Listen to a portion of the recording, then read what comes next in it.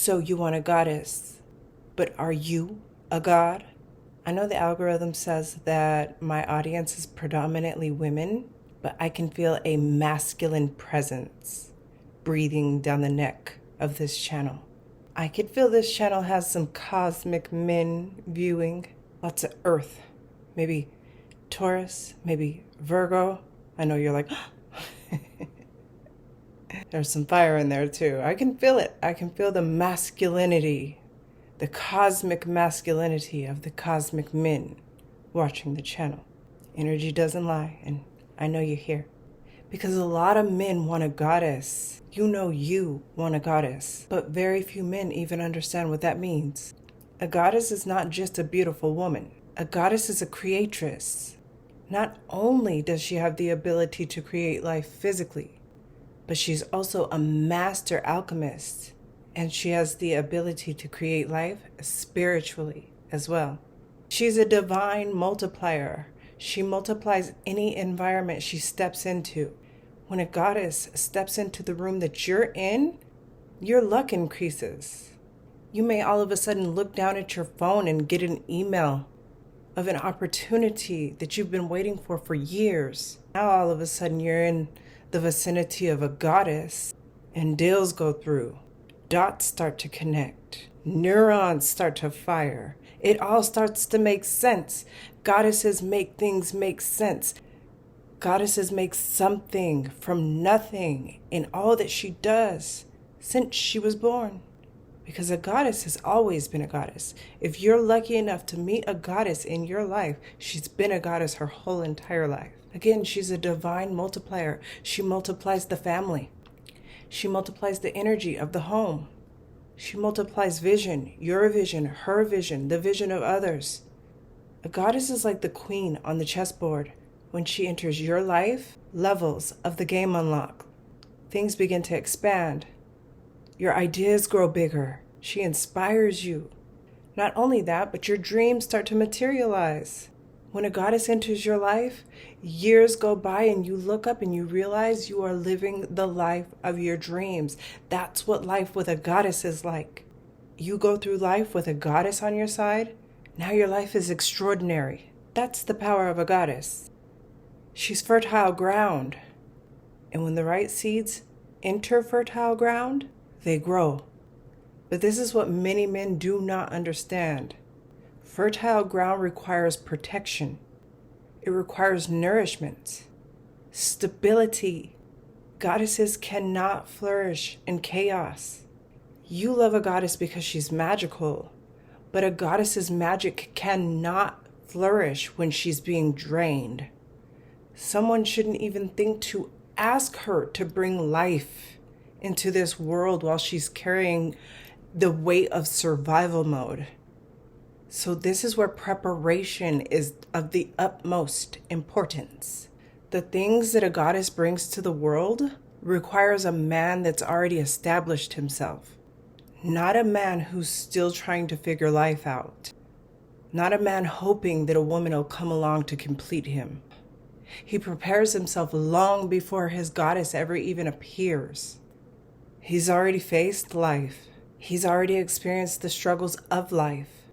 He's already proven to himself that he can stand on his own. He's already created stability. He's already stable. He's already abundant because he's created those things for himself. He's a god. So when a goddess enters his life, she multiplies everything for him. The thing about math is that multiplication only works when something already exists to multiply it with. Think about life itself. When a woman becomes pregnant, she's the one carrying that child. Her body's doing all the work.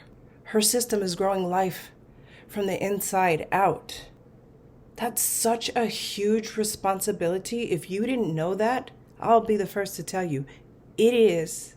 And during that time, she shouldn't also be carrying the burden of survival mode along with it. That's why I'm making this video, is because this is happening oftentimes more than not. The majority of us are living in survival mode. That's why I'm talking to the gods of the cosmic collective. If you have a goddess, or if you're interested in a goddess, as long as you're around, she should never be worried about whether the environment is stable or not. She shouldn't be wondering whether the ground beneath her is getting ready to cave in, collapse. And if you're a god, you understand exactly what I'm talking about. A god understands this. So before he even asks to be in the presence of a goddess, he prepares a world, a kingdom worthy of her arrival. He creates the safety, the stability, the abundance. So when she arrives, she's free to be exactly what she's designed to be, a creator. And when a prepared man meets a powerful woman, something remarkable happens. Their nervous system aligns. Stress begins to disappear. Peace increases. Energy increases. Your libido increases. Your dopamine increases. Your serotonin increases. Your oxytocin increases. All your feel-good chemicals increase when you are around a goddess. Life begins to flow. This is when you see those couples that seem almost magnetic, like they live in their own little bubble. It's just them in the world. Everything works so well for them. All is right in their world. Even their challenges work out in their favor. I'll be the first to tell you that's not luck. That's alignment. Divine alignment.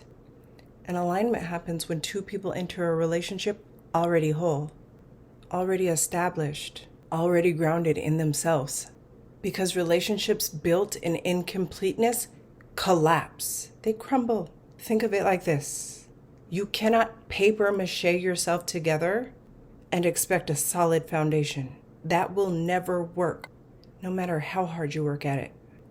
But when a man has already created his life and a goddess enters it, that's when everything begins to expand for both of them. Suddenly, his dreams that once seemed distant start to become a reality. So if you're a cosmic man watching this, and you feel drawn to the idea of a goddess, you see yourself one day marrying a goddess, ask yourself this one question. There's no judgment here, but out of honesty, have you prepared yourself for the level of woman that you're interested in?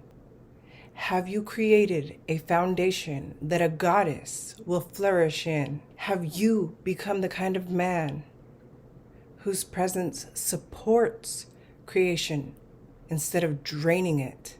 Because when a man truly reaches that level, he attracts her. Energy recognizes energy. Power recognizes power. And when those two things meet, life becomes extraordinary.